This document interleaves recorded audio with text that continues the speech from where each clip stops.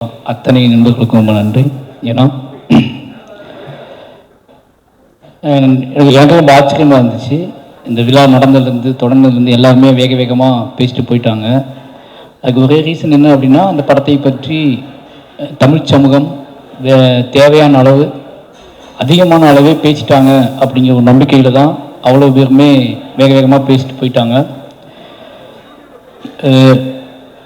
முதல்ல நான் நன்றி சொல்ல வேண்டியது என் சக தமிழ் சினிமா திரையுலகத்துக்கு தான் சொல்லணும். ஏன்னா அந்த வாழை படத்தை நான் படம் எடுத்து முடிச்சுட்டு இந்த படத்தை எப்படி ப்ரொமோட் பண்ண போகிறோம் அப்படி யோசிச்சுட்டு இருக்கும்போது, சரி ஓகே, முதல்ல நம்ம இண்டஸ்ட்ரி காட்டுவோம். நம்ம இண்டஸ்ட்ரி நம்மளை விரும்பக்கூடிய நல்ல படங்களை ஆதரிக்கக்கூடிய இயக்குநர்கள்ட்ட காட்டுவோம், முதல்ல நடிகர்கள்ட்ட காட்டுவோம், நண்பர்கள்ட்ட காட்டுவோம். அதுக்கப்புறம் இந்த படத்தை அவங்க என்னவோ பார்க்குறாங்கன்னு முடிவு பண்ணிட்டு நம்ம வேலையை ஸ்டார்ட் பண்ணணும்னு நினச்சேன். மாரி செல்வராஜ் அப்படிங்கிற இனிமேல் நம்பிக்கை வச்சு நான் அழைத்ததற்காக தமிழ் சினிமாவில் நான் யாரெல்லாம் அழைச்சனோ அத்தனை பேருமே இந்த படத்தை பார்த்தாங்க. இந்த படம் பார்த்தது மட்டும் இல்லாமல் எப்படியாவது இந்த தமிழ் சமூகத்தை இந்த படம் பார்க்க வச்சிடணும் அப்படிங்கிறதுல அவங்க ரொம்ப குறியாக இருந்தாங்க. அது உண்மையிலேயே எனக்கு நினச்சி பார்க்கவே முடியாத ஒரு பெரிய வெற்றி. நான் நினச்சதை விட என்னோட இண்டஸ்ட்ரியினோட சக இயக்குநர்களும் சக நடிகர்களும் என்னோட திரையுலகம் இந்த படத்தை கொண்டாடிய விதம் பெரிய நம்பிக்கை அளிச்சிருக்கு எனக்கு. இந்த வாழை படம் கொடுத்த மிகப்பெரிய வெற்றி அப்படின்னா, மாரி செல்வராஜ் அப்படிங்கிற ஒருத்தனை தமிழ் சினிமா எவ்வளோ நம்புது, அவனோட கதையை, அவனோட வேல்யூவை, அவனோட வாழ்க்கையை, அவனோட நிஜத்தை எவ்வளோ நம்புது அப்படிங்கிறத இந்த படத்தின் மூலமாக நான் தெரிஞ்சுக்கிட்டேன். இந்த படத்தை அவங்க அத்தனை பேரும் அவங்க தான் கொண்டு போய் முதல்ல சேர்த்தாங்க. நிச்சயமா அத்தனை ஒட்டுமொத்த திரையுலகத்துக்கும் நன்றி சொல்லிக்கிறேன். அதுக்கப்புறம் ஆர்ஸ்டர் ரொம்ப சாதாரணமாக ஒரு நாள் எங்கேயோ ஃபங்க்ஷனில் பேசிகிட்டு இருக்கும்போது பிரதீப் சார்ட்டையும் நரன்ட்டையும் சும்மா பேசிகிட்டு இருக்கும்போது இப்படி ஒரு லைன் இருக்குது, நான் ஃபஸ்ட்டு பண்ண நினச்சேன், அதை இப்போ பண்ணலான்னு ஆசைப்பட்றேன் அப்படின்னு சொல்லி அப்படியே ஸ்டார்ட் பண்ணி அப்படியே ஆரம்பிச்சது தான். வேறு எதுவுமே கேட்கல, மாரி செல்வராஜ் படம் பண்ணுறாரு அப்படின்னு கூப்பிட்டாங்க. அன்னிலேருந்து இன்னைக்கு வரைக்கும் அவங்க முழு சப்போர்ட். இன்னைக்கு இந்த படம் மிகப்பெரிய வெற்றி அடைஞ்சது மட்டும் இல்லாமல் ஒரு பலமாக என் கூடவே இருக்கிறது இருக்குல்ல, முழுசாக ஒரு படைப்பாளியை நம்புறது இருக்குல்ல, எனக்கு கிடைச்ச எல்லா ப்ரொடியூசருமே அப்படிப்பட்ட ப்ரொடியூசர்ஸ் தான். நிச்சயமாக சொல்லணும்னா வாழை இவ்வளோ நாளுக்கு முதல் காரணமே நான் ஒர்க் பண்ண 4 ப்ரொடியூசர்ஸ். அது பரியர்மலை ரஞ்சித்தன சுதந்திரம் கொடுத்தாரு. அதுக்கப்புறம் கர்ணனில் தானு சார் மிகப்பெரிய சுதந்திரத்தை கொடுத்தாரு. அதுக்கப்புறம் ரெட்ஜெயிண்ட் மாமன்னன்ல எல்லாமே என்னோட படமாகவே வர்றதுக்காக என்னோட என்னோட நடிகர்களும் தான். அதுக்கப்புறம் வாழை இதுக்கு ஒரு இதான். இது 4 படம் யோசிச்சு பார்த்தீங்கன்னா, மாரி செல்வராஜ் ஒருத்தன் தங்கு தடையில்லாம மக்கள்கிட்ட போய் சேர்றதுக்கு மெயின் ரீசன் நான் என்னை சூஸ் பண்ண தயாரிப்பாளர்களும் என்னோட நடிகர்களும் கதாநாயகர்களும் என்னோட மொத்த டீமும் தான். அத்தனை என்னோட 4 ப்ரொடியூசருக்கும் என்ன நன்றி சொல்லிக்கிறேன். முக்கியமான 4 பேருக்கும் நான் படம் பண்ணிட்டு இருக்கேன் அடுத்து. அதான் முக்கியமான விஷயம். ஏன்னா அவன் நம்புறாங்க என்னைய, நிச்சயமா அந்த நம்பிக்கைக்கு உண்மையாக இருப்பேன்னு நம்புறேன். அது மாஸ்டர் சொல்லி ஆகணும், மறுபடியும் எல்லாத்தையும் சொல்லிட்டே இருக்கா, என்னை ஏன் சூஸ் பண்ணான்னு தெரிலன்ட்டு. எப்படி சொல்றது மாஸ்டர், கரெக்டாக உண்மையை சொல்லிடலாம் அப்படின்னா, மாஸ்டர் ஆக்ஷன் ஃபைட் பண்ணுவார். என் படத்தில் ஃபைட் நான் பெருசாக வேல்யூ கொடுக்க மாட்டேன் ஃபைட்டுக்கு. அந்த ஃபைட்டுக்குள்ளே சீன் வச்சுருப்பேன். அது அவர் ரொம்ப டிஸ்டர்ப் பண்ணும். அவர் ஏதாவது யோசிச்சா நான் சீனா மாற்றி கன்வெர்ட் பண்ணிவிடுவேன். எல்லா ஃபைட் சீக்வன்ஸையும் நான் சீனா மாற்றுவேன். எனக்கு எமோஷனல் ரொம்ப முக்கியம்னு சொல்லுவேன். அதை ஒரு மாஸ்டர் புரிஞ்சுக்கிட்டு அதுக்கான ஸ்பேஸை கொடுத்துட்டே இருப்பார். அது எப்படியே போயிட்டே இருந்துச்சு. இப்பெல்லாம் ஃபைட் மாஸ்டர்ஸ் இருக்காங்கன்னு போயிட்டே இருந்துச்சு. சும்மா அவர் தனியாக இருக்கும்போது என்ன சொல்கிறது, ஜாலியாக இருக்கும்போது குழந்தையா மாறிடுவார். பயங்கர சமாளிக்கவே முடியாது. யுவானை விட மோசமாகிடுவார், என் பையனோட மோசமாகிடுவார். அப்புறம் தான் அந்த ஆள்கிட்ட உண்மை இருக்கு, மாஸ்டர் கிடையாது, ஃபைட் மாஸ்டர் கிடையாது. ஒரு நாள் ஒன்று சொன்னார், நான் படம் எடுப்பேன், என் படத்தை சண்டையே இது போய் எனக்கு ஒரு மாஸ்டர், நான் படம் எடுப்பேன், அதை சண்டையே இருக்கான்னு சொல்றாருல, அப்போ அந்த ஆளை நம்பலாம் அப்படின்னு முடிவு பண்ணிக்கிட்டேன். நம்பதுக்கு அப்புறம் தான் வாழை காமிச்சேன். வாழை படம் பார்த்துட்டு அடுத்த செகண்டே ஒரு 1 hour எதுவுமே பேசல, அப்படியே அமைதியாக இருந்தார். நான் வாங்கிக்கிறேன் அப்படின்னு, நானும் கூட சேர்ந்து பண்ணுறேன் அப்படின்னாரு. சரின்னு சொல்லிட்டு அன்னைக்கு ஸ்டார்ட் பண்ண நம்பிக்கை தான் இன்னைக்கு வரைக்கும். என்ன பண்ணுறீங்கன்னு எதுவுமே கேட்கல, ஆன் தி வே போயிட்டே இருக்க. 2 பேத்துக்கும் அவ்வளோ அண்டர்ஸ்டாண்டிங் ட்ராவல் ஆகுது. நிச்சயமாக ஒரு நல்ல படம் மட்டும்தான் நமக்கு நிறைய நம்பிக்கைகளை, நிறைய நன்மைகளை ஏற்படுத்தி கொடுக்குது அப்படிங்கிற ஒரு பெரிய சந்தோஷம். இந்த வாழை இது வரைக்கும் நல்ல மாஸ்டராக எனக்கு இருந்த மாஸ்டர் ஒரு நல்ல நண்பனா, ஒரு நல்ல அண்ணனா தம்பியான்னு தெரியல, அவருக்கு முடி நிறைக்கலாம் நினைச்சிருக்கு. அதனால நல்ல நண்பன் தான், நல்ல நண்பனை கிடைச்சிருக்கு. ரொம்ப நன்றி மாஸ்டர். அதுக்கப்புறம் ரெட் ஜெயிண்ட், நீங்கள் நான் என்ன தைரியத்தில் வந்து இந்த படத்தை நான் ரிலீஸ் பண்ணுறேன்னு சொன்னேன் அப்படின்னா, ரெட் ஜெயிண்ட் இருக்காங்க பார்த்துக்குவாங்க அப்படின்னு சொல்லிட்டு. ஏன்னா மாமன்னன் பண்ணும்போதே நான் சொல்லிட்டேன், என்ன படம் எடுத்துருந்தாலும் வந்துடுவான்னு சொல்லிட்டு, அதே மாதிரி அதை புரிஞ்சுக்கிட்டு வாழை எடுத்துகிட்டு போனேன். ரொம்ப பயமாக தான் இருந்துச்சு. ஏன்னா அந்த biggest main stream production company அது பிக்கெஸ்ட் மெயின் ஸ்ட்ரீமாகவே ஒரு படத்தை ஒரு படத்தோட வெற்றியை படம் பார்த்துட்டு இருக்க 15 நிமிஷத்துக்கு சொல்லக்கூடிய ஆள் வந்து சண்முகமூர்த்தி சார்.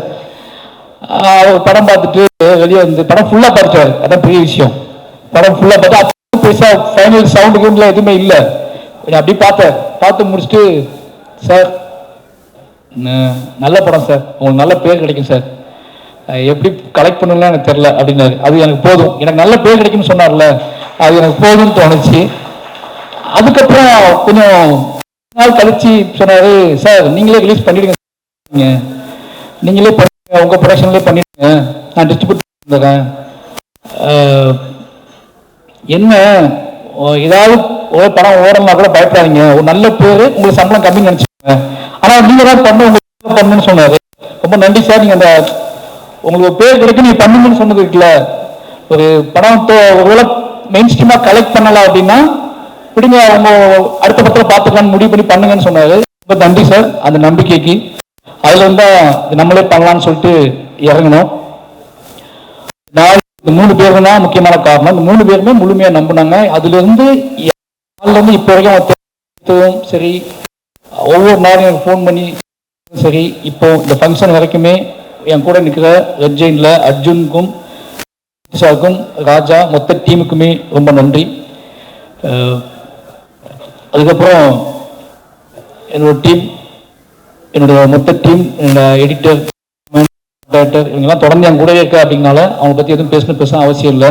ஏன்னா என்னோட ப்ராடக்ட், என்னோட படத்தோட வெற்றியும் என் படத்தோட முழுமையும் தான் அவங்களோட பேர் சொல்லும். நான் ஒரு படத்துக்கு ஒருத்தர் பற்றி சொல்றதை விட இந்த படத்துக்குள்ள நான் எவ்வளவு முழுமைக்காக நான் ஆசைப்படுறேன், அதை எப்படி முழுமையான படமா ஆடியன்ஸுக்கு கொடுக்க நான் வெறி பிடிச்சி அலையிறேன் அப்படிங்கிற வச்சு என் கூட சேர்ந்து டிராவல் பண்றேன். என்னோட டீமுக்கு, என்னோட உதவி இயக்குநர்கள், டெக்னீஷியன் டீம் எல்லாத்துக்குமே நன்றி. ரொம்ப முக்கியமா என்னோட நடிகர்கள் சொல்லணும். இந்த படத்துல என்னோட டீமோட நடிகர்கள் ரொம்ப முக்கியம். இந்த படத்துல அத்தனை உழைப்பை போட்டிருக்காங்க. எல்லாத்துக்குமே எப்படி நன்றி சொன்னே தெரியல. கலையரசனாகட்டும், திவ்யாவாகட்டும், இப்போ வந்து பசங்க இருக்காங்கன்னா இவங்க 2 பேரும் நான் என்ன வேணாலும் பண்ண முடியும் சூஸ் பண்ணேன். ஓகேவா, படம் முடியும் போது நான் என்னவா இருக்கணும், எப்படினாலும் இவங்களை வச்சு இந்த படத்தை எடுத்துடலாம் அப்படின்னு தெரியும். அதனால சூஸ் பண்ணேன். இவங்களை என்ன பண்ண வைக்க முடியும்னு எனக்கு தெரியும். ஆனால் கலையரசன், திவ்யா, ஜானகி அம்மா இவங்கெல்லாம் வந்து பத்மனு, இவங்க எல்லாத்தையுமே வந்து எனக்கு எப்படி ஒத்துக்கிட்டாங்க, ஒரு சினிமா ஆர்வத்தில் ஒத்துக்கிட்டாங்க. அதுக்கப்புறம் ஃபுல்லாக தாங்குவாங்களா தாங்க மாட்டாங்களா ஒரு பயம் இருந்துச்சு. பட் அவங்களுக்கும் ஜெயிக்கணும், ஒரு நல்ல படத்தில் இருக்கணும், நம்ம அடையாளமாக சினிமாவில் நம்ம பேர் பதியப்படணும் அப்படிங்கிறது அவங்களுக்குள்ள இந்த தாகம் தான். ஆகட்டும், திவ்யாவாகட்டும், ஒரு சினிமாவை தாண்டி ஷூட் பண்ணும்போது படம் ரிலீஸ் ஆக வரைக்கும் அது சினிமானே தெரியாது. சினிமாவில் இப்போ எந்த ஒரு சினிமாவில் வந்து இப்படி சகதிக்குள்ளேயும் மண்ணுக்குள்ளேயும் சேருக்குள்ளேயும் போட்டு ஒரிஜினல் சுமையை தூக்கி வச்சு நடக்க வைப்பாங்க ஆர்டிஸ்ட்டுகளை. நிறைய அவங்களை துன்புறுத்திருக்கேன். நிறைய வந்து ஒரு என்னோட ஆர்டிஸ்ட்டுக்கு எப்போ என்ன நடக்கும்னா, என்னோட அவங்க சொல்லி புரிய வைக்க முடியாது. எல்லா நேரத்துலையும் ஒரு படத்தோட வெற்றியில நம்ம புரிய வச்சுக்கலாம்னு நினைப்பேன். ஒரு படத்தோட மக்களோட ஆதரவுல, மக்கள் கொண்டாடுற விதத்துல என்னோட நடிகர்களுக்கு என்னோட வேதனையோ என்னோட ஆசையோ எதையோ அவங்க கடத்திடலாம்னு நினைப்பேன். அது எல்லா படத்துலையும் நடந்திருக்கு. என்னோட எல்லா படத்துலையுமே நடிகர்களோட எனக்கு முகம் வந்திருக்கு. ஆனா என்னோட படத்தோட வெற்றியும் அதோட மக்கள் கொடுக்க கொண்டாட்டமும் தான் அதை மாத்திருக்கு. அது பெரியர் பெருமாள்லேருந்து இந்த படத்துக்கு நடந்திருக்கு. அப்புறம் நிக்கிலா விமலும் அப்படிதான். என்ன அப்படின்னா, ஒரு நடிகரை வந்து நம்ம வந்து அவங்க வேற படத்துக்காக சூஸ் பண்ணது. நான் கர்ணனுக்கு பேசினது, அதுக்கப்புறம் மாமன்னன், அப்படியே பண்ணாமல் போய் வாழை போட்டால் ஒரு சின்ன தயக்கம் இருந்துச்சு. ஏதோ சின்னதாக ஓட்டிட்டு ஏதோ படம் பண்ணுறா, நம்ம போய் தூட்டாக போல அப்படின்னு சொல்லிட்டு டவுட் இருந்துச்சு. எனக்கு அதை சொல்லி வைக்க முடியல. இது சின்ன படம் இல்லை, இதுதான் எனக்கு நினைச்ச பெரிய படம்னு சொல்லி எனக்கு அவங்ககிட்ட சொல்லிட்ட ஒரு நாள். அவங்க நம்பி பண்ணாங்க. நிறைய என்ன சொல்றது, இந்த கதையை உள்வாங்கிக்கிட்டு ஓகே இது ஏதோ நடக்க போகுது இந்த படத்தின் மூலமா நினைச்சு நம்பினாங்க. நம்பி நிறைய பேர் கேட்டாங்க, இந்த இடத்துல சொல்ல நினைக்கிறேன், ஏன் அந்த கிளைமாக்ஸில் டீச்சர் வந்துக்கலாமே என்கிட்ட கேட்டாங்க. மொத்த மீடியாவுமே என்கிட்ட கேட்டுச்சு. எல்லா படம் பார்த்துட்டு பிடிச்சவங்கலாம் டீச்சர் எங்கே போனாங்கன்னு கேட்டாங்க. டீச்சர் டேட் இல்லை எனக்கு, ஓகேவா? ஏன்னா அந்த ஷூட் எடுத்தது, அந்த கடைசி பாட்டு நான் எடுத்தது படம் ஷூட்டிங், மொத்த படம் ஷூட்டிங் முடிச்சு எடிட் பண்ணி லாக் பண்ணி 1.5 வருஷம் கழிச்சு தான் எடுத்தேன். 1 வருஷம் கழிச்சு தான் அந்த ஷூட்டிங் எடுத்தேன். 2 நாள் ஷூட்டிங் ஏதோ முழுமை அடையாமல் இருக்கு. இந்த மொத்த படத்தையும் பார்த்துட்டு வெளியே போறவன் என்ன கொண்டு போவான், அவனை நான் எப்படி அவனுக்குள்ள ஒரு இசையின் வழியாக அவனை செட்டில் பண்ணி அவனுக்குள்ள எமோஷனல் கடத்தி வீட்டுக்கு போகும்போது அவன் வந்து இது பாடலா எடுத்துட்டு போகணும், அழுகை எடுத்துட்டு போயிடக்கூடாது. ஒரு படம் முடிஞ்சு வெளியே போறான்னா அவன் இதை எடுத்துட்டு போகணும், ஒரு பாடலை எடுத்துட்டு போகணும், முழுமுடிச்சுக்கிட்டே போகணும்னு ஆசைப்பட்டேன். அந்த பாடல் 1 வருஷம் ரொம்ப லேட்டாக தான் ஸ்டார்ட் பண்ணோம். இந்த படம் முடிஞ்சு இந்த பாட்டே இல்லை, பாதவத்தி சாங்கே இல்லை. 1 வருஷம் கழிச்சு தான் அந்த பாட்டை நான் முடிவு பண்றேன். அதுக்கு அவசரமா ஷூட் பண்ண பிளான் பண்ணோம். படம் ரிலீஸுக்கு அவன் டேட் இல்லை. நான் ஷூட் பண்ணி முடிவு பண்ணும்போது அந்த அம்மா மடியில சேனஞ்சன் படுத்துட்டான். அது டீச்சர் மடியில தான் படுத்துக்கணும்னு நான் ஆசைப்பட்டது. ஷார்ட் உண்மையா நடந்திருந்தா இன்னைக்கு நிறைய பேர் கேட்ட கேள்விகளுக்கும் மோசமான சில விஷயங்களுக்குலாம் வந்து பதில் சொல்ற மாதிரி இருந்திருக்கும். அந்த ஷார்ட் நான் எடுத்திருந்தோம்னா அது மிஸ் பண்ணிட்டேன். என் லைஃப்ல நான் வருத்தப்பட்டது வந்து அதுக்கு தான். என்னோட ஆசிரியர் அந்த இடத்துல இல்லாம எனக்கு இருந்தாங்க, ஒரு நிஜ வாழ்க்கையில் இருந்தாங்க. நிஜ லைஃப்ல நிஜ கதையில இன்னும் அத்தனை ஆசிரியர்களுமே அத்தனை பிணங்களும் அத்தனை உடல்களும் அடக்கம் செய்யும் வரைக்கும் என்னோட ஒட்டுமொத்த டீச்சரும் அந்த அந்த இறுதி நாள் அந்த வாழத்தோப்புலேயே உட்காந்துருந்தாங்க. அவ்வளோ இருந்து அழுதுகிட்டு என்னோட அத்தனை ஆசிரியர்களுக்கு நேரத்தை நன்றி சொல்லிக்கிறேன். அது தெளிக்க முடியாத காரணத்தினால அந்த இடத்துல நான் ஆசிரியர் வைக்க முடியல. ரொம்ப நன்றி. அதுக்கப்புறம் என்னோட ஊர் மக்கள், ஒவ்வொரு படத்தையும் நான் சொல்லிகிட்டே இருக்கேன், நான் படம் பண்ணுறேன் என் ஊருக்காக தான் பண்ணுறேன், என் ஊர் மக்களை அங்கேருந்து வெளியே கொண்டு வந்து தான் பண்ணுறேன். அவங்க இன்னைக்கு எல்லா மேடையிலையும் என் ஊர் மக்கள் கொண்டாடப்படுறதும் அவங்க எல்லா படத்துலையும் சீல்டு வாங்குறதோட ஒரு சந்தோஷம் என்ன இருக்கு எனக்கு. இது ஒரு மிகப்பெரிய சந்தோஷம் எனக்கு. யோசிச்சுப்பாங்க, பரியரும்பெருமாள் அங்கே தான் பண்ணேன், கர்ணன் அங்கே தான் பண்ணேன், மாமனன் அங்கே தான் பண்ணேன், வாழை அங்கே தான் பண்ணேன், இப்போ பண்ணிட்டு இருக்க பைசன் அங்கே தான் பண்ணிக்கிட்டு இருக்கேன். அவ்வளோ கதைகள் இருக்கு. ஏன்டா அங்கேயே போறான்னா அவ்வளோ கதைகள் இருக்கு. அந்த கதைகளை அவங்க எனக்காக சப்போர்ட் பண்றாங்க. ரொம்ப சிம்பிள், ரொம்ப நாங்கள் பெருசாலாம் பிளான் பண்றதில்ல. ரொம்ப எளிமையான உண்மை எங்ககிட்ட இருக்கு. அந்த எளிமையான உண்மையை கலையாக்குவதற்கு கஷ்டப்படுறேன். அந்த எளிமையான உண்மையை கொண்டு வைக்கிறேன். நான் எடுக்கிறதுக்கு ரொம்ப சிம்பிளாக தான் எடுப்பேன். ஒரு எளிமையான உண்மை தமிழ் சமூகத்தை எந்த அளவுக்கு டிஸ்டர்ப் பண்ணுது அப்படிங்கிறத நான் படம் ரிலீஸ் ஆனதுக்கு அப்புறம் தான் புரிஞ்சுக்கிறேன். அப்போ இங்க வலியதை விட எளியவைகளுக்கு வந்து மிகப்பெரிய வேல்யூ இருக்கு அப்படி ஒவ்வொரு படத்திலும் தான் புரிஞ்சுக்கிறேன். அப்படி எளிமையான எனக்கு கொடுத்துக்கிட்டே என்னோட மக்களுக்கு, என்னோட கிராம மக்களுக்கு, புளியங்குளம், கொங்காயக்குறிச்சி, கருங்க எல்லா மக்களுக்குமே நன்றி சொல்லிக்கிறேன். ஏன்னா எல்லா படத்திலும் அவங்க இருப்பாங்க. அவங்க தான் நானு, நாங்க தான் அவங்க. அதனால ஒட்டுமொத்த மக்களுக்கு நன்றி சொல்லிக்கிறேன். அதுக்கப்புறம் என்னோட குடும்பம், என் குடும்பத்தை பற்றி மிக முக்கியமாக ஆகணும். முன்னாடி சந்தோஷ் நாராயணன் சார் ரொம்ப ஸ்பெஷல். எனக்கு இதயம் காமிக்கிற அளவுக்கு ஸ்பெஷல். ஒரு விஷயம் நான் என்ன அப்படின்னா, மாமன் ரகுமான் சார்ட்ட போயிட்டேன். அப்போ வாழை பண்ண போன அடுத்து வாழை நான் தான் பண்ணும். ரகுமான் சார்ட்ட அனௌன்ஸ் சொன்னதுக்கு அப்புறம் வாழை நான் தான் பண்ணணும்னு அடம்பிடிச்சு. இப்போ ரகுமான் சார்ட்ட போயிட்டேன்னா கோவம் வரும்ல, அந்த கோவம் இல்லாமல் சூப்பர் மாதிரி ரகுமான் சார்ட்ட போய் கற்றுக்கோங்க, ரகுமான் சார்ட்ட நீங்கள் ஒர்க் பண்ணணும் ஒரு படம், அப்படியே ராஜா சார்ட்டையும் ஒரு படம் ஒர்க் பண்ணணும்னு சொன்னாரு. ரொம்ப நன்றி சார். அதுக்கப்புறம் வாழை புக் பண்ணால் நான் தான் பண்ணுவேன், அதை மட்டும் நான் யாருக்கும் விட்டு கொடுக்க மாட்டேன் அப்படின்னு இந்த கதை சொல்ல நாள்லேருந்து என் கூடவே ட்ராவல் பண்ணாரு. இந்த படம் நான் எப்பவும் சொல்லுவேன், என்னோட படம் பெருசாக தெரிவதற்கும், என்னோட படம் எமோஷனலாக தெரிவதற்கும், என்னோட படம் ரொம்ப பியூராக தெரிவதற்கும் அது சந்தோஷ் நாயோட மியூசிக் ஒரு முக்கியமான காரணமாக இருக்கும்னு நினைப்பேன். ஏன்னா நான் ரொம்ப இசையின் வழியாகவே வளர்ந்த பையன். எனக்கு வந்து சொல்லிக் கொடுக்கறதுக்கு ஆள் இல்லை ஊரில். எங்கேயோ தூரத்தில் கேட்ட பாடல் வழியாகவே என்னோட கதையெல்லாம் நான் உருவாக்கிக்கிட்டே இருந்தேன். எனக்கு அங்கே டிவி பார்க்க டைம் இருக்காதுல்ல. அப்புறம் காட்டில் பாட்டு கேட்டுகிட்டே இருப்பேன். அந்த பாட்டு வழியாக தான் என்னோட காதலை, என்னோட கஷ்டத்தை, என்னோட அண்ணன் தம்பி பாசத்தை, இதெல்லாமே பாட்டை வச்சு நான் யோசிச்சுட்டே இருப்பேன். அதனால இசை ஆல்ரெடி எனக்குள்ள இசை தான் எனக்குள்ள ஒரு நான் நடனம் ஆட ஆரம்பித்தேன். அப்போ இசை தான் என்னோட பூர்வீகம். இசைக்குள்ளே தான் நான் பிறக்க ஆரம்பித்தேன். இசையிலேருந்து தான் இதை நான் கண்டுபிடிக்க ஆரம்பித்தேன். அப்போது நல்ல மியூசிக் டைரக்டரோட ஒரு நல்ல வேல்யூ கிடைச்சா பயங்கரமாகும். எனக்குள்ளே இருக்கிற என்னோட விஷுவல்ஸை, என்னோட ஷார்ட்டை நான் எடுப்பதற்கும் நம்பி எடுப்பதற்கு வந்து சந்தோஷ் நாராயணன் சார் மியூசிக் முக்கியமான காரணம்.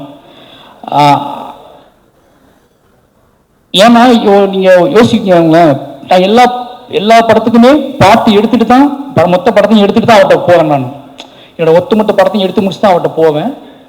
அவர் நம்பிக்கை தான், அது கரெக்டாக மேட்ச் ஆகி வந்துடும். யோசிப்பாங்களேன், ஒரு வருஷம் கழிச்சு பாதவத்தி பாட்டு பண்ணுறோம் 2 பேரும் சேர்ந்து, அந்த பாட்டை வேணும்னு 2 பேரும் முடிவு பண்ணுறோம். அந்த பாட்டை டக்குன்னு யோசிச்சோடனே இந்த பீட்டில் இந்த எமோஷனலில் இதை வெளியே போகிற ஒருத்தன் சும்மா பேசணும். நாங்கள் அன்றைக்கி பேசினது தான் இது சார். அழுது படம் விழுந்துட்டா எல்லாம் அழுதுட்டு இருப்பாங்க, என்ன பண்ணலாம் இவங்களை, எப்படி இவங்க வெளியே படம் முடிஞ்சிச்சுன்னு எப்படி சொல்கிறது அப்படின்னு கேட்கும்போது பாட்டு இசை கேட்குறாங்க. இசை முடிஞ்சால் படம் முடிஞ்சிட்டு அவங்க நம்புவாங்க, அப்போ நம்ம இசையை கிரியேட் பண்ணணும்னு சொல்லி தான் பாடல் ரெடி பண்ணோம். நான் நம்பினேன். இந்த பாட்டு ஓடும்போது எந்திரிச்சு போயிட்டா என்ன பண்ணுறதுன்னு ஃபீல் பண்ணேன். எந்திரிக்க மாட்டாங்கன்னு நிறைய பேர் சொன்னாங்க. சரி பார்ப்போம் அப்படின்னு வெயிட் பண்ணேன். மூர்த்தி சார் எந்திக்கல ஃபர்ஸ்ட். அப்போ எந்திக்க மாட்டாங்க போல யாருமே அப்படின்னு வச்சு முடிவு பண்ணேன். ஃபர்ஸ்ட் எந்திக்காத ஆடியன்ஸ் மூர்த்தி சார் தான். அவ்வளோ பக்கத்தில் நான் உட்காந்து என் கையை வந்து அவன் மேலே வச்சிருந்தேன், அதனால எந்திக்கலான்னு தெரியல. ஆனால் ஃபர்ஸ்ட் நாள் நான் படம் பார்க்க போயிருக்கேன் திருநெல்வேலியில். அப்போ தான் அந்த பயம் எனக்கு இருந்துச்சு. பாட்டு ஆரம்பிக்கும் போது எந்திரிச்சு போயிட்டாங்கன்னா எனக்கு அதை ஜீர்ணிக்கவே முடியாது, அது முழுமையாக வெற்றி அடைஞ்சால் கூட அதை கொண்டாட முடியாது அப்படின்னு பயத்திலே இருந்தேன். ஏன்னா என் ஊர் எப்படி யோசிப்பாங்க, திருநெல்வேலியில் 700 பேர் உட்காந்துருக்காங்க, கத்தி கத்தி கத்தி கத்தி கத்தி உட்காந்துருக்காங்க, அதுக்கப்புறம் அமைதியாக அழுது உட்காந்துருக்காங்க, அவங்களெலாம் கண்ட்ரோல் பண்ண முடியாது. ஆனால் அந்த 700 பேர் அப்படியே அன்னைக்கு தான் எனக்கு வந்து அப்போ நான் முடிவு பண்ணேன், இந்த மக்களுக்கு எவ்வளோ பிரச்சனை வந்தாலும் சரி, யார் என்ன சொன்னாலும் சரி, இந்த மக்களுக்கு நம்ம ஆர்ட் ஃபார்மை கொடுத்துக்கிட்டே இருக்கணும். என்னை என்ன சொன்னாலும் சரி, என்னை பற்றி என்ன பேசினாலும் சரி, என்னை பற்றி என்ன புரிதலை கிரியேட் பண்ணாலும் சரி, என்னை பாராட்டவும் முடியாமல் திட்டவும் முடியாமல் படித்தாலும் சரி, நான் என்னோட வேலைங்கிறது என் மக்களுக்கு கலையின் வழியாக யோசிச்சுப்பாங்களேன்.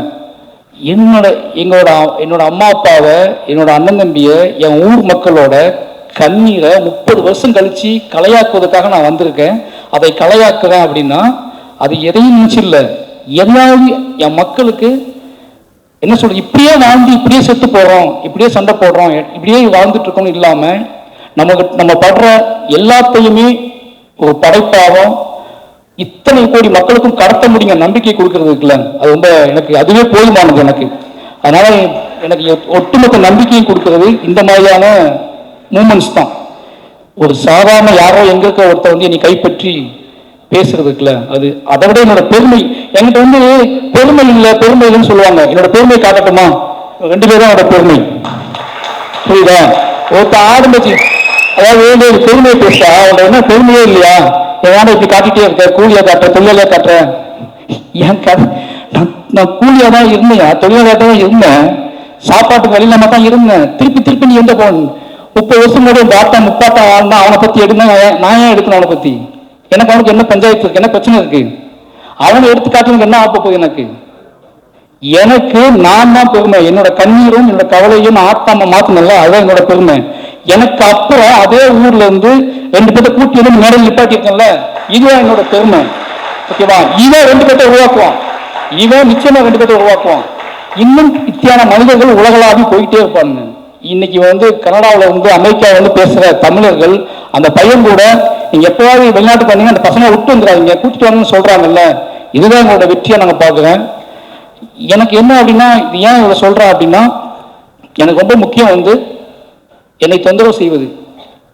இப்போ வந்து நான் உள்ள என்ட்ரியான உடனே ஒருத்தர் போக மாட்டேங்குது, போதா நண்பர் தான் அவர் கேட்டாரு, எல்லாத்துக்கும் பதில் சொல்லுவீங்களான்னு கேட்டாரு. எல்லா படமும் வெற்றி அடையுது, ஓகேவா? மக்கள் கொண்டாடுறாங்க, முன்னாடி 500 பேர் நின்று நிறைய கேள்விகளை உருவாக்குறாங்க. அந்த 500 பேரும் என்னை பின்வாங்க வைக்கலாம்னு நினைக்கிறாங்க. நிச்சயமா சொல்றேன், நான் முட்டி மோதி நிறைய இலக்குகளை தாண்டி வந்திருக்கேன். என்கிட்ட விடாப்புடியான சொல்லியே தீர வேண்டிய கதைகள் இருக்கு. நான் அத்தனை கதைகளையும் எப்படியாவது மூச்சு முட்டி சொல்லிட்டு தான் நான் போவேன், ஓகேவா? நான் போகலான்னு முடிவு பண்ணும்போது, நான் கிளம்பலான்னு முடிவு பண்ணும்போது நான் நிறைய பேர்த்தை உருவாக்கியிருப்பேன், அவங்க சொல்ல ஆரம்பிப்பாங்க. இது வந்து மாற முடியாது. வாழையை சொல்லிட்டா அப்படிங்கிற ஒரு சந்தோஷம் எனக்கு. வாழை எங்களோட பெரிய உழைப்பு, எங்களோட பெரிய நம்பிக்கை. ஏன்னா எங்கள் அம்மா அப்பா நன்றி சொல்லி ஆகணும்.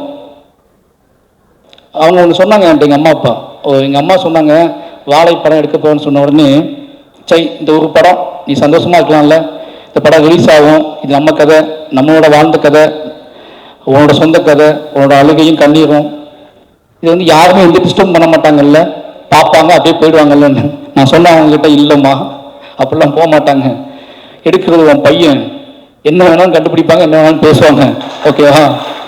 ஏன்னா நான் சாதாரண ஆள் இல்லைன்னா நினைக்க ஆரம்பிச்சிட்டாங்க, ஓகேவா? ஆமா, நான் அசாதாரணமான ஆள் தான். ஏன்னா 30 வருஷம் அந்த மண்ணுக்குள்ள பிடிச்சிக்கிட்டு ஓடி வந்திருக்கேன். 30 வருஷம் அங்கேருந்து ஓடி வந்து அதே வழியை திருப்பி கடத்துவதற்கு, திருப்பி கொண்டு வந்து சேர்ப்பதற்கு நான் அவ்வளோ மெனக்கிடுறேன். அதனால நான் எல்லா வலிமையும் என் மக்கள்கிட்ட தான் எடுத்துகிட்டு வர்றேன். இன்னைக்கு நான் மட்டும்தான் நான் உழைக்கல, என் மக்கள் என்னை நம்பி என் கூடவே நின்று எனக்காக அவங்க படுற கஷ்டம் இருக்குல்ல, உழுனா உழுறாங்க, பாயினா பாயிறாங்க, செமனா செமக்குறாங்க, அழுனா அழுறாங்க, உடனா உடைக்கிறாங்க, இத்தனை வலிமையும் உருவாக்கியிருக்கேன். இது ரொம்ப எமோஷனலாக உண்மையால் கட்டப்பட்ட ஒரு கலை. அதை நிச்சயமா வாழை எனக்கு கொடுத்துருக்கு. வாழை கொடுத்துல பெரிய நம்பிக்கை வந்து அதுதான். ரொம்ப ரொம்ப யோசிக்கவே முடியல. இப்போ பிரதீப் சார் சொன்னார்ல, நாங்கள் நினைச்ச வெற்றியை விட இது பெரிய வெற்றின்னு. இப்போ மற்றவங்க பேசிட்டு போனாங்க, அவங்களால அந்த வெற்றியை கரெக்டாக சொல்ல முடியல. எனக்கு வீட்டுக்குள்ளே அடைச்சி வச்சு வெற்றின்னு சொல்லுவாங்க, நம்புவீங்களா? இந்த மற்ற படத்துக்கு மாமன்னுக்கு நான் ஒரு மாமன்னன் ரிலீஸ் வெற்றி ஆகும்போது, கர்ணன் வெற்றி ஆகும்போது நான் ப்ரொடியூசர்ஸை பார்ப்பேன், ஜாலியாக பேசுவேன், அவங்க கூட சுற்றிக்கிட்டே இருந்தேன். ஆனால் வாழை இவ்வளோ போய் வெற்றி ஆனோன்னு நான் வீட்டுக்குள்ளே தான் உட்காந்துருந்தேன், எங்கேயுமே போகல, யார் கூடயும் பெருசாக பார்க்கல, சும்மா சும்மா வீட்டு வந்துட்டு வீட்டுக்குள்ளே தான் உட்காந்துட்டு இருந்தேன். ஏன்னு கேட்டால் இந்த வெற்றி என்ன ஹேண்டில் பண்ணவே முடியல, அவ்வளோ நடுக்கமாக இருந்துச்சு எனக்கு. ஏன்னா வந்த பதில்கள்லாம் அப்படி வந்துச்சு. இந்த படம் பார்த்துட்டு என்னை பேசினவங்க, இந்த படம் பார்த்து என்னை அழைச்சவங்க, இந்த படம் பார்த்துட்டு என்னை பார்க்கணும்னு துடிச்சவங்க, இந்த படம் பார்த்துட்டு என்னை தேடி பிடிச்சி என் வீட்டு கதவை தட்டினவங்க, என் கைகளை பற்றி கொண்டவங்க, இவ்வளோ மனிதர்கள், இத்தனை மனிதர்கள் இருக்காங்க, இத்தனை கோடி மனிதர்கள் இருக்காங்க, இவ்வளோ பேர் ஒரு நிஜத்தை இப்படி எடுத்துக்கிறாங்க அப்படிங்கிற நம்பிக்கை இருக்குல்ல, இது ஒரு மிகப்பெரிய நம்பிக்கையை கொடுத்துருக்கு. ஒட்டுமொத்த தமிழ் சமூகத்துக்கும் இந்த வாழை டீமுக்காக நன்றி சொல்லிக்கிறேன். ஏன்னா இது எனக்கான மட்டும் நம்பிக்கை இல்லை, எனக்கு பின்னாடி நிறைய அசிஸ்டன்டர்ஸ் இருக்காங்க, குட்டி குட்டியாக அவங்களோட தன்னோட கதையை வச்சுக்கிட்டு சினிமா பார்த்து சினிமா பண்ணாமல் தன்னோட கதையை, தன்னோட எமோஷனில் தனக்கும் தன்னோட அம்மாவுக்கும் நமக்கும் உள்ள உறவை, தன்னோட அப்பாவுக்கும் நமக்கும் உள்ள உறவை, நான் வாழ்ந்த சமூகத்துக்கும் நமக்குள்ள உறவையே கதை பண்ணலாம் அப்படிங்கிற நம்பிக்கையை இப்போ இவர் சொன்னார்ல திங்க் சந்தோஷ், என்கிட்டையும் ஏன் வாழை கதை கேளுங்க அப்படின்னு டைரக்டர் சொல்கிறாங்க. என்கிட்டையும் வாழை இருக்குங்க, என்கிட்டையும் வாழை இருக்கு அப்படிங்கிறது வாழை இல்லை, எங்கிட்டையும் இத்தனை பியூராக உண்மையாக ஒரு கதை இருக்கு அப்படிங்கிறது அதோட மீனிங். அப்படி எல்லாம் பேச ஆரம்பிச்சிருக்காங்க அப்படிங்கிறது ஒரு மிகப்பெரிய சந்தோஷம். முக்கியமான சொல்ல வேண்டிய விஷயம் ஒன்று தான் எதை சொல்கிறேன். நான் வாழை சம்பந்தமான மற்ற கேள்விகள் நான் பதில் சொல்ல விரும்பல. ஆனால் ஒரு விஷயம் சொல்ல விரும்புகிறேன் இந்த நேரத்தில். என்ன அப்படின்னா, நிறைய பேர் வாழை சம்பந்தமாக இல்லை நாங்கள் எங்களை காட்டலை, எங்களை மிஸ் பண்ணிட்டா இயக்குனர் அப்படின்னு சொன்னாங்க. அப்படிலாம் ஒன்றும் இல்லைங்க. இந்த படம் எனக்கும் அந்த நாளுக்குமான கதை. சின்ன வயசில் எனக்கும் அந்த டே, பர்டிகுலர் டே, எனக்கும் எங்கள் அம்மாவுக்குமான கதையாக தான் அந்த படத்தை நான் சூஸ் பண்ணேன். எனக்கு அங்கே நடந்த சம்பவம் தெரியாது, நாங்கள் ஓடலை, நாங்கள் குதிக்கலை. ஆனால் இந்த படத்தை பதிவு பண்ணது மூலமாக இஸ்லாமிய தோழர்கள் தான் இந்த படத்தை, இந்த மக்களை காப்பாற்றினாங்க. உண்மை வெளியே இருக்குல்ல, எனக்கு போதுமானது. அந்த உண்மையை நான் இப்போ சொல்கிறேன். ஏன்னா அன்னைக்கு நடந்தப்போ இஸ்லாமிய தோழர்கள் காப்பாற்றினாங்க. ஜாதி மதம் எதுவும் இல்லாமல் பக்கத்தில் உள்ள பேரூர், பேட்மா நகரம், இது எல்லாமே நான் சொல்லக்கூடாது, இன்னைக்கு ஒட்டுமொத்த மக்களும் சொல்றாங்கல்ல. எனக்கு அது ஒரு பெரிய சந்தோஷம். ஏன்னா அந்த கதை என்னோட முடிஞ்சு போயிடுச்சு. அது இன்னொரு கதை, காப்பாற்றியவர்களும் தப்பித்தவர்களும் சொல்லக்கூடிய கதை நம்ம இனியால கேட்கவே முடியாது, உங்களால கேட்கவே முடியாது. இதையே உங்களால் தாங்கிக்க முடியல. என்னோட எமோஷனில் மட்டுமே நான் கதையாக படம் பண்ணியிருக்கேன். எனக்கும் எங்கள் அம்மாவுக்குமான உறவை மட்டும் நான் படம் பண்ணியிருக்கேன். அதையே நீங்கள் உங்களால் தாங்க முடியாமல் அவ்வளோ வெடிச்சிட்டிங்க நீங்கள் எல்லாருமே. அந்த சம்பவம் நடக்கும்போது காப்பாற்றினவங்களும் தப்பித்தவர்களும் உசுரை துடிச்சுக்கிட்டு இருந்தவங்களும் அதை நான் கதையாக பண்ணேன் அப்படின்னா அது வேற. அப்படியே அந்த நாளில் 30 வருஷம் கழிச்சு ஒரு மேடை போட்டு அன்னைக்கு நன்றி சொன்னாங்களா என்னன்னு தெரியாது. 30 வருஷம் கழிச்சு இந்த மேடையில என் ஊர் மக்களை வச்சுக்கிட்டே சொல்றேன், அன்றைக்கு எங்கள் மக்களை காப்பாற்றிய அத்தனை நண்பர்களுக்கும் நன்றி, அத்தனை இஸ்லாமிய நண்பர்களுக்கும் நன்றி, ஜாதி மதம் இல்லாம அத்தனை தமிழ் சமூக மக்களுக்கும் நன்றி. அந்த நன்றியையும் அதை சொல்வதற்காகத்தான் நாங்கள் கிளம்பி வந்தோம். அதை படம் பண்ணியிருக்கேன். அந்த படத்தின் வழியாக இந்த படத்தோட வெற்றி தான் உங்களுக்கான நன்றி. இதை நான் பகிரங்கமாக சொல்றேன்.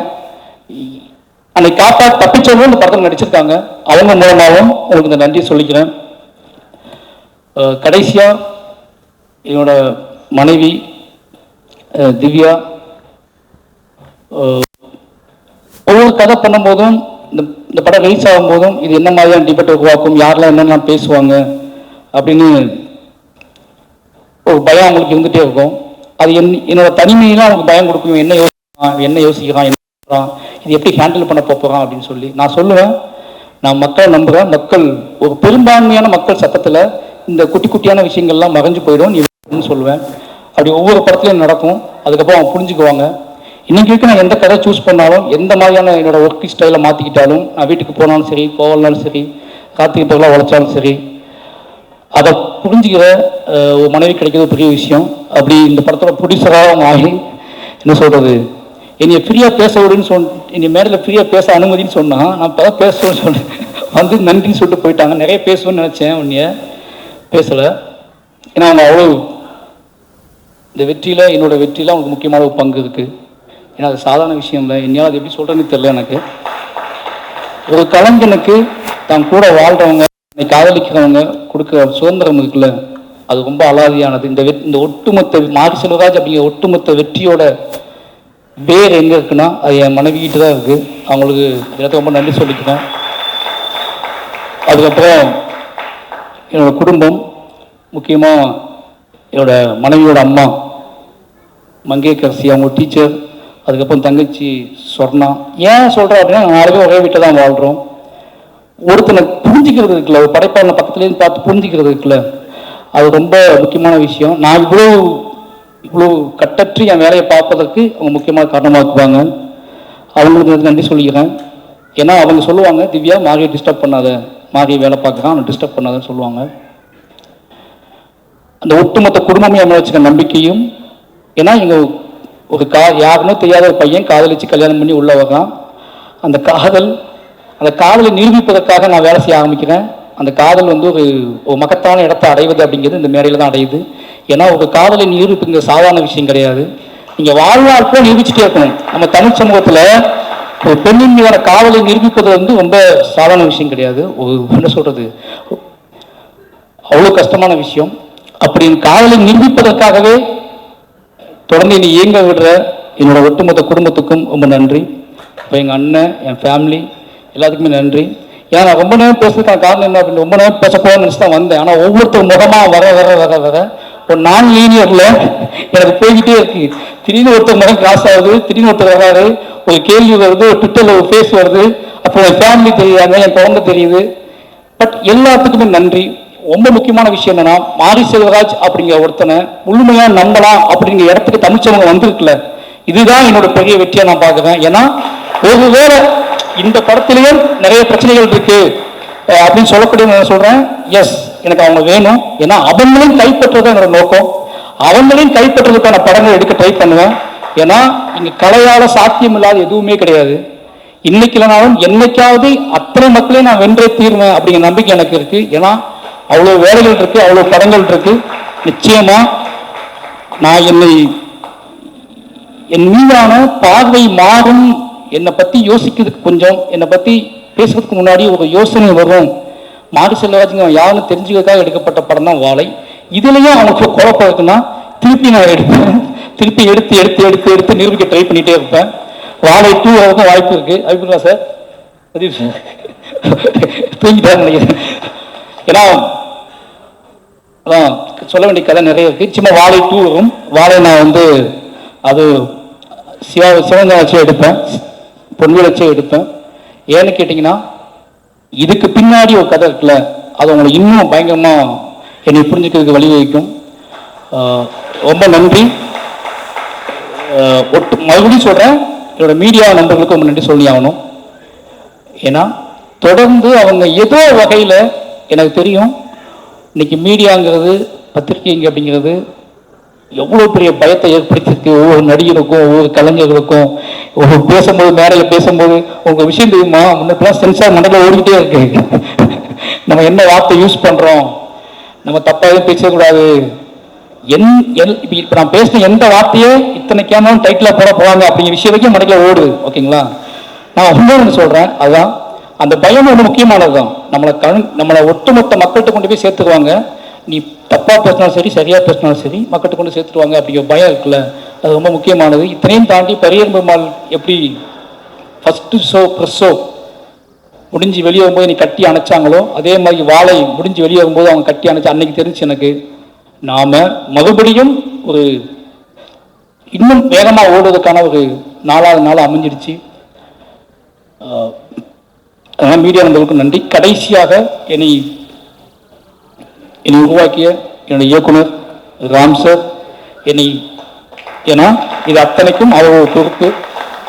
ஒரு மனுஷனை, ஒரு பையனை அப்படியே அடியிலேருந்து பிடிங்கி எடுத்துட்டு வந்து அவனாவே வளர விடுறது இருக்குல்ல, அது ரொம்ப அசாதாரணமானது. எல்லாம் என்கிட்ட கேட்பாங்க, உங்கள் இயக்குனர் அவர் வேறு ஸ்டைலில் படம் எடுக்கிறாங்க, நீ வேறு ஸ்டைலில் படம் எடுக்கிறீங்கன்னு கேட்பாங்க.